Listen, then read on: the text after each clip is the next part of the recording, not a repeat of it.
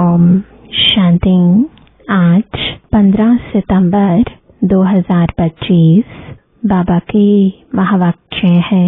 मीठे बच्चे, बाप आए हैं तुम्हें कर्म अकर्म विकर्म की गुह्य गति सुनाने।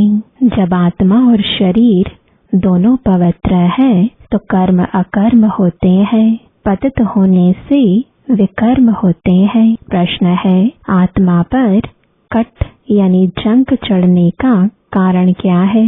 कट चढ़ी हुई है तो उसकी निशानी क्या होगी? उत्तर है, कट चढ़ने का कारण है विकार। पतित बनने से ही कट चढ़ती है। अगर अभी तक कट चढ़ी हुई है तो उन्हें पुरानी दुनिया की कशिश होती रहेगी। बुद्धि क्रिमिनल तरफ जाती रहेगी। याद में रह नहीं सकेंगे। ओम शांति। बच्चे इसका अर्थ तो समझ गए हैं। ओम शांति कहने से ही यह निश्चय हो जाता है कि हम आत्माएं यहाँ की रहवासी नहीं है। हम तो शांति धाम की रहवासी हैं। हमारा स्वधर्म शांत है। जब घर में रहते हैं फिर यहाँ आकर पाठ बजाते हैं, क्योंकि शरीर के साथ कर्म करना पड़ता है। कर्म होता है एक अच्छा दूसरा बुरा। कर्म बुरा होता है रावण राज्य में। रावण राज्य में सबके कर्म विकर्म बन गए हैं। एक भी मनुष्य नहीं जिससे विकर्म ना होता हो। मनुष्य तो समझते हैं साधु सन्यासी आदि से विकर्म नहीं हो सकता, क्योंकि वह पवित्र रहते हैं, सन्यास किया हुआ है। वास्तव में पवित्र किसको कहा जाता है यह बिल्कुल नहीं जानते। कहते भी हैं हम पतित हैं। पतित पावन को बुलाते हैं।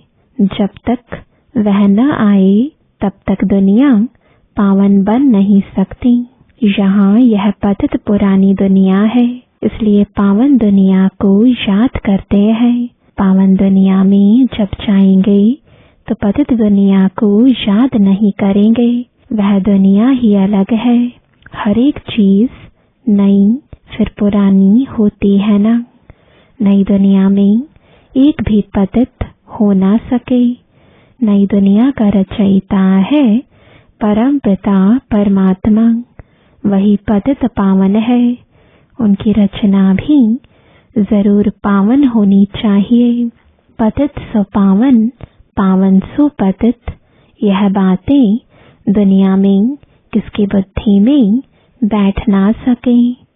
कल्प कल्प बाप ही आकर समझाते हैं। तुम बच्चों में भी कहीं निश्चय बुद्धि होकर फिर संशय बुद्धि हो जाते हैं। माया एकदम हप कर लेती है। तुम महारथी हो ना। महारथियों को ही भाषण पर बुलाते हैं। महाराजाओं को भी समझाना है। तुम ही पहले पावन पूज्य थे। अभी तो यह है ही पतित दुनिया। पावन दुनिया में भारतवासी ही थे। तुम भारतवासी आदि सनातन देवी देवता धर्म के डबल सिरताज संपूर्ण निर्विकारी थे। महारथियों को तो ऐसे समझाना होगा ना। इस नशे से समझाना होता है। भगवान वाच काम चिता पर बैठ सांवरे बन जाते हैं, फिर ज्ञान चिता पर बैठने से गोरा बनेंगे। अब जो भी समझाते हैं वह तो काम चिता पर बैठ ना सके, परंतु ऐसे भी हैं जो औरों को समझाते समझाते काम चिता पर बैठ जाते हैं। आज यह समझाते कल विकार में गिर पड़ते। माया बड़ी जबरदस्त है, बात मत पूछो। औरों को समझाने वाले खुद काम चिता पर बैठ जाते हैं, फिर पछताते हैं यह क्या हुआ। बॉक्सिंग है ना। स्त्री को देखा और कशिश आई, काला मुंह कर दिया। माया बड़ी दुष्टर है, प्रतिज्ञा कर और फिर गिरते हैं तो कितना 100 गुणा दंड पड़ जाता है। वह तो जैसे शूद्र समान पतित हो गया। गाया भी हुआ है, अमृत पीकर फिर बाहर में जाए दूसरों को सताते थे, गंध करते थे।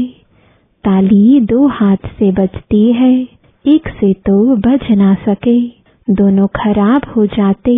फिर कोई तो समाचार देते हैं, कोई फिर लज्जा के मारे समाचार ही नहीं देते। समझते हैं कहाँ ब्राह्मण कुल में नाम बदनाम ना हो जाए। युद्ध में कोई हारते हैं तो हाहाकार हो जाता है। अरे इतने बड़े पहलवान को भी गिरा दिया। ऐसे बहुत एक्सीडेंट होते हैं। माया थप्पड़ मारती है। बहुत बड़ी मंजिल है ना। अब तुम बच्चे समझाते हो, जो सतु प्रधान गोरे थे वही काम चिता पर बैठने से काले तमु प्रधान बने हैं। राम को भी काला बनाते हैं। चित्र तो बहुतों के काले बनाते हैं, परंतु मुख्य की बात समझाई जाती है। यहाँ भी रामचंद्र का काला चित्र है। उनसे पूछना चाहिए काला क्यों बनाया है। कह देंगे यह तो ईश्वर की भावी, यह तो चलता आता है। क्यों होता क्या होता यह कुछ नहीं जानते। अब तुमको बाप समझाते हैं, कामचिता पर बैठने से पतित दुखी वर्थ नॉट अ पैनी बन जाते हैं। वह है निर्विकारी दुनिया, यह है विकारी दुनिया। तो ऐसे ऐसे समझाना चाहिए। यह सूर्यवंशी, यह चंद्रवंशी, फिर वैश्यवंशी बनना ही है। वाम मार्ग में आने से फिर वह देवता नहीं कहलाते। जगन्नाथ के मंदिर में ऊपर में देवताओं का कुल दिखाते हैं। ड्रेस देवताओं की है, एक्टिविटी बड़ी गंदी दिखाते हैं। बाप जिन बातों पर अटेंशन खिंचवाते हैं, ध्यान देना चाहिए। मंदिरों में बहुत सर्विस हो सकती है। श्रीनाथ द्वारे में भी समझा सकते हैं। पूछना चाहिए इनको काला क्यों बनाया है। यह समझाना तो बहुत अच्छा है। वह है गोल्डन एज, यह है आयरन एज। कट चढ़ जाती है ना। अभी तुम्हारी कट उतर रही है। जो याद ही नहीं करते तो कट भी नहीं उतरती। बहुत कट चढ़ी हुई होगी तो उसे पुरानी दुनिया की कशिश होती रहेगी। सबसे बड़ी कट चढ़ती ही है विकारों से। पतित भी उनसे बने हैं। अपनी जांच करनी है। हमारी बुद्धि क्रिमिनल तरफ तो नहीं जाती। अच्छे अच्छे फर्स्ट क्लास बच्चे भी फेल हो पड़ते हैं।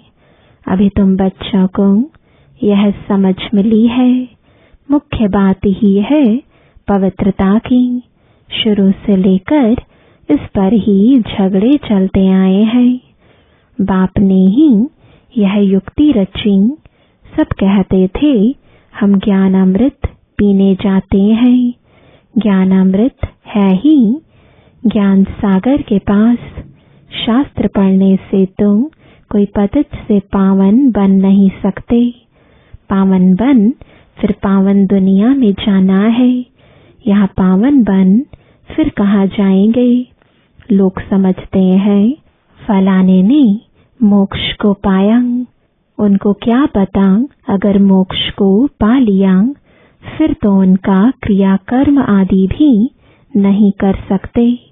यहाँ ज्योत आदि जगाते हैं कि उनको कोई तकलीफ ना हो, अंधियारे में ठोकरे न खाएं। आत्मा तो एक शरीर छोड़ दूसरा जाकर लेती है। 1 सेकंड की बात है। अंधियारा फिर कहाँ से आया।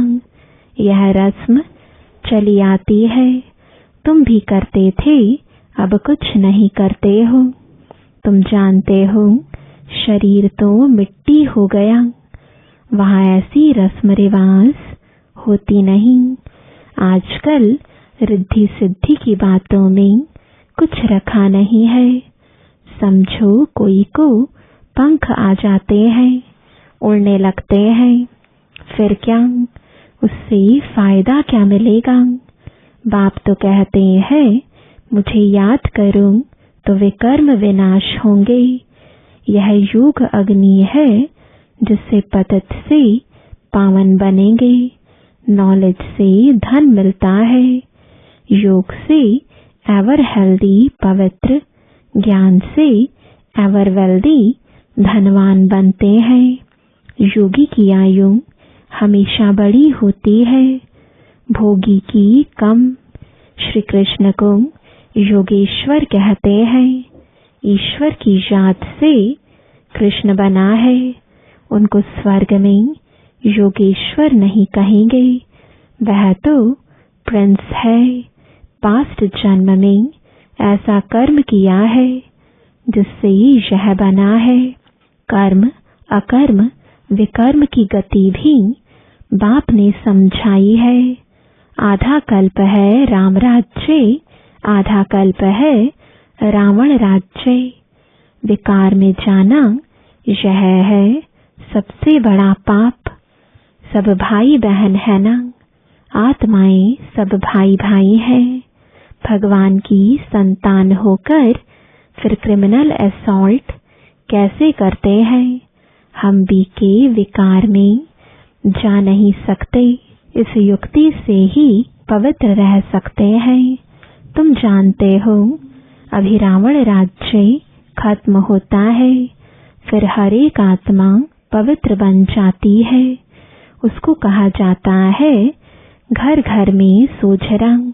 तुम्हारी ज्योति जगी हुई है, ज्ञान का तीसरा नेत्र मिला है। सतयुग में सब पवित्र ही रहते हैं, यह भी तुम अभी समझते हो।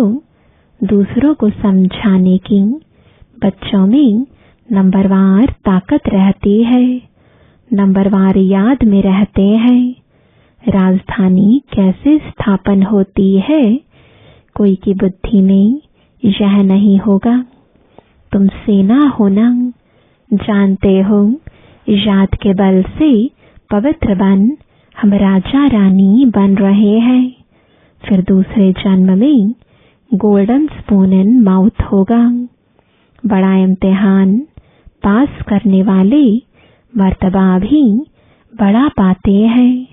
फर्क पड़ता है ना, जितनी पढ़ाई उतना सुख। यह तो भगवान पढ़ाते हैं। यह नशा चढ़ा हुआ रहना चाहिए। चुप चीनी यानी ताकत का माल मिलता है। भगवान बगैर ऐसा भगवान भगवती कौन बनाएंगे? तुम अभी पतित से पावन बन रहे हो, फिर जन्म जन्मांतर के लिए सुखी बन जाएंगे, ऊंच पद पाएंगे। पढ़ते पढ़ते फिर गंदे बन जाते हैं। देह अभिमान में आने से फिर ज्ञान का तीसरा नेत्र बंद हो जाता है। माया बड़ी जबरदस्त है। बाप खुद कहते हैं बड़ी मेहनत है। मैं कितनी मेहनत करता हूँ ब्रह्मा के तन में आकर, लेकिन समझकर फिर भी कह देते ऐसे थोड़े ही हो सकता है। शिव बाबा आकर पढ़ाते हैं, हम नहीं मानते, यह चालाकी है। ऐसे भी बोल देते हैं राजाई तो स्थापन हो ही जाएगी। कहते हैं ना सच की बेड़ी हिलती है परंतु डूबती नहीं। कितने विघ्न पड़ते हैं। अच्छा, मीठे मीठे सिकिलदे नूरे रत्न श्याम से सुंदर बनने वाली आत्माओं प्रति माता पिता बाप दादा का दिल व जान सिक व प्रेम से याद प्यार और गुड मॉर्निंग रूहानी बाप की रूहानी बच्चों को नमस्ते। रूहानी बच्चों की रूहानी बाप दादा को गुड मॉर्निंग और नमस्ते। धारणा के लिए मुख्य सार है, पहला, योग की अग्नि से विकारों की कट यानी जंग को उतारना है। अपनी जांच करनी है कि हमारी बुद्धि क्रिमिनल तरफ तो नहीं जाती है। दूसरा, निश्चय बुद्धि बनने के बाद फिर कभी किसी भी बात में संशय नहीं उठाना है। विकर्मों से बचने के लिए कोई भी कर्म अपने स्वधर्म में स्थित होकर बाप की याद में करना है। वरदान है, श्रेष्ठ पालना की विधि द्वारा वृद्धि करने वाले सर्व की बधाइयों के पात्र भव। संगम युग बधाइयों से ही वृद्धि पाने का युग है। बाप की परिवार की बधाइयों से ही आप बच्चे पल रहे हो। बधाइयों से ही नाचते, गाते, पलते, उड़ते जा रहे हो। यह पालना भी वंडरफुल है। तो आप बच्चे भी बड़ी दिल से रहम की भावना से दाता बनकर हर घड़ी एक दो को बहुत अच्छा कह बधाइयां देते रहो। यही पालना की श्रेष्ठ विधि है। इस विधि से सर्व की पालना करते रहो तो बधाइयों के पात्र बन जाएंगे। स्लोगन है, अपना सरल स्वभाव बना लेना यही समाधान स्वरूप बनने की सहज विधि है। मातेश्वरी जी के अनमोल महावाक्य पुरुषार्थ और प्रारब्ध का बना हुआ अनादि ड्रामा। मातेश्वरी, पुरुषार्थ और प्रारब्ध दो चीजें हैं। पुरुषार्थ से प्रारब्ध बनती है। यह अनादि सृष्टि का चक्र फिरता रहता है। जो आदि सनातन भारतवासी पूज्य थे वही फिर पुजारी बने। फिर वही पुजारी पुरुषार्थ कर पूज्य बनेंगे। यह उतरना और चढ़ना अनादि ड्रामा का खेल बना हुआ है। जिज्ञासु मातेश्वरी, मेरा भी यह प्रश्न उठता है कि जब यह ड्रामा ऐसा बना हुआ है तो फिर अगर ऊपर चढ़ना होगा तो आपे ही चढ़ेंगे। फिर पुरुषार्थ करने का फायदा ही क्या हुआ? जो चढ़ेंगे फिर भी गिरेंगे। फिर इतना पुरुषार्थ ही क्यों करें? मातेश्वरी, आपका कहना है कि यह ड्रामा हूबहू रिपीट होता है। तो क्या ऑलमाइटी परमात्मा सदा ऐसे खेल को देख खुद थकता नहीं है? जैसे 4 ऋतुओं में सर्दी, गर्मी आदि का फर्क रहता है, तो क्या इस खेल में फर्क नहीं पड़ेगा? मातेश्वरी, बस यही तो खूबी है इस ड्रामा की। हूबहू रिपीट होता है और इस ड्रामा में और भी खूबी है जो रिपीट होते हुए भी नित्य नया लगता है। पहले तो अपने को भी यह शिक्षा नहीं थी, लेकिन जब नॉलेज मिली है तो जो भी सेकंड बाय सेकंड चलता है भल हूबहू कल्प पहले वाला चलता है। परंतु जब उनको साक्षी हो देखते हैं तो नित्य नया समझते हैं। अभी सुख दुख दोनों की पहचान मिल गई। इसलिए ऐसे नहीं समझना अगर फेल होना ही है तो फिर पढ़े ही क्यों? नहीं, फिर तो ऐसे ही समझें अगर खाना मिलना होगा तो आपे ही मिलेगा। फिर इतनी मेहनत कर कमाते ही क्यों हैं? वैसे हम भी देख रहे हैं अब चढ़ती कला का समय आया है। वही देवता घराना स्थापन हो रहा है, तो क्यों ना अभी ही वो सुख ले लेवें। जैसे देखो अब कोई जज बनना चाहता है तो जब पुरुषार्थ करेगा तब उस डिग्री को हासिल करेगा ना। अगर उसमें फेल हो गया तो मेहनत ही बर्बाद हो जाती है। परंतु इस अविनाशी ज्ञान में फिर ऐसा नहीं होता। जरा भी इस अविनाशी ज्ञान का विनाश नहीं होता।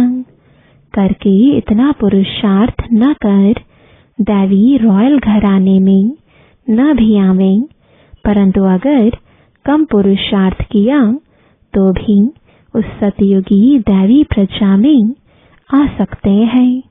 परंतु पुरुषार्थ करना अवश्य है, क्योंकि पुरुषार्थ से ही प्रारब्ध बनेगी। बलिहारी पुरुषार्थ की ही गाई हुई है।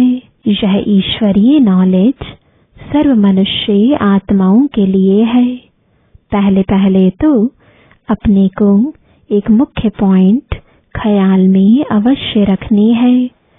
जब इस मनुष्य सृष्टि झाड़ का बीज रूप परमात्मा है तो उस परमात्मा द्वारा जो नॉलेज प्राप्त हो रही है वो सब मनुष्यों के लिए जरूरी है। सभी धर्म वालों को यह नॉलेज लेने का अधिकार है। भल हर एक धर्म की नॉलेज अपनी अपनी है, हर एक का शास्त्र अपना अपना है, हर एक की मत अपनी अपनी है, हर एक का संस्कार अपना अपना है, लेकिन यह नॉलेज सबके लिए है। भल वो इस ज्ञान को न भी उठा सके, हमारे घराने में भी न आवे, परंतु सबका पिता होने कारण उनसे योग लगाने से फिर भी पवित्र अवश्य बनेंगे। इस पवित्रता के कारण अपने ही सेक्शन में पद अवश्य पाएंगे, क्योंकि योग को तो सभी मनुष्य मानते हैं। बहुत मनुष्य ऐसे कहते हैं हमें भी मुक्ति चाहिए, मगर सजाओं से छूट मुक्त होने की शक्ति भी इस योग द्वारा मिल सकती है। ओम शांति। आज का अव्यक्त इशारा। अब लगन की अग्नि को प्रज्वलित कर योग को ज्वाला रूप बनाओ। आप बच्चों के पास पवित्रता की जो महान शक्ति है, यह श्रेष्ठ शक्ति ही अग्नि का काम करती है, जो सेकंड में विश्व के किचड़े को भस्म कर सकती है। जब आत्मा पवित्रता की संपूर्ण स्थिति में स्थित होती है तो उस स्थिति के श्रेष्ठ संकल्प से लगन की अग्नि प्रज्वलित होती है और किचड़ा भस्म हो जाता है। वास्तव में यही योग ज्वाला है। अभी आप बच्चे अपनी इस श्रेष्ठ शक्ति को कार्य में लगाओ। ओम शांति।